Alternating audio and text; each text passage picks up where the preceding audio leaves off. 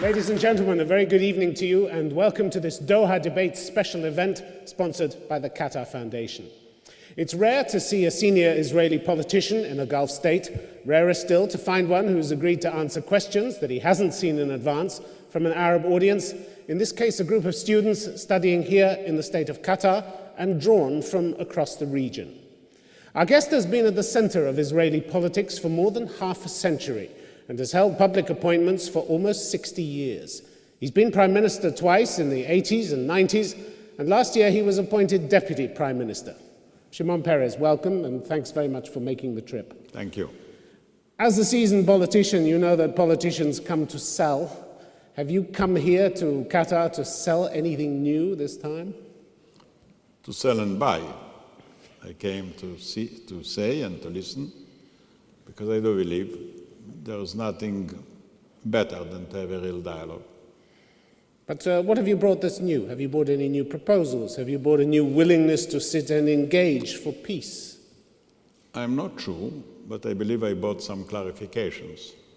Because when you live just on the media, you get maybe the not detailed picture. For example, I do believe that the chances for peace are by far better than it appears in the headlines. And today with the Amir, we have a good chance to go over all the details. And I told them that we are not far away from making peace.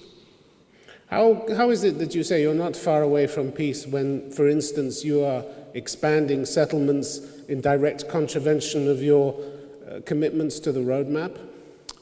I think the government has decided to stop any building of further settlements. I think it's stopped. It has stopped? Pardon? It has stopped. It announced a new one in December. No, it has stopped. The new one in December they've announced was postponed. Maskiot has been postponed. Yes. And the expansion to Male Adumim, your biggest settlement? It's very much alive in the papers, but not in reality. It's not going to happen? I don't know, but... You're going to give a commitment that that expansion is not going to happen? No, I can't give such a commitment because it became part of Jerusalem. But in fact, nothing is moving. Well, you know, I wonder if your government then is speaking with one voice, because Mr. Olmert, the Prime Minister's spokeswoman, Miri Eisin, says that the Israeli government is committed to the continuing growth, natural growth of the settlements in the perimeter around Jerusalem. You're now saying something completely different. No, I think that's really the commitment of the government, but there is also a pragmatic side, and there is timing. And I do hope that we shall be able to make some progress before many changes will occur. It's true that this is the policy of the State of Israel.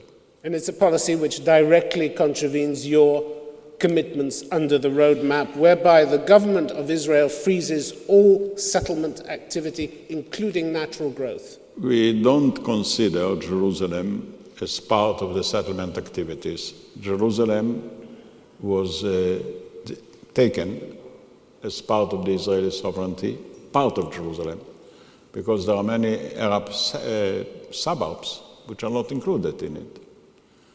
And I know that somebody may in the future raise the problem.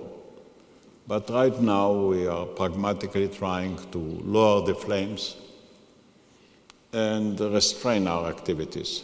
But you can't give me an assurance, you can't give our audience an assurance that the settlements are not going to expand further. Well, the settlements in the West Bank, I can give you an assurance. Jerusalem is a different situation. And there are 20 settlements that you illegal outposts that you have promised to get rid of since 2001, and you've got rid of one only under a court order. Why so slow? Why the hold-up? Basically, because there was an intifada, because there were attacks. Look, you look at it from one point of view. The Israelis look at it differently. Israel did in the meantime... It's how the Palestinians look at it, isn't it? The most visible symbol of occupation is the settlements. No, sir. You forgot one thing. Israel dismantled settlements in Gaza completely. And yet you retain control over entry, exit to Gaza, the registry of the population. You have a stranglehold over Gaza still. No, sir. I'm sorry. The army left completely Gaza. completely. It's been back quite a few times, hasn't it? Because they are firing missiles against us to stop it. We handed over Gaza completely to the Palestinian hands. But And not the furthermore, entry or exit, not an airport, nothing. No. It's also, I mean, Not the supplies that come in or the electricity that the people use. You control all that. No. The passage between us, between Gaza and Egypt, is very much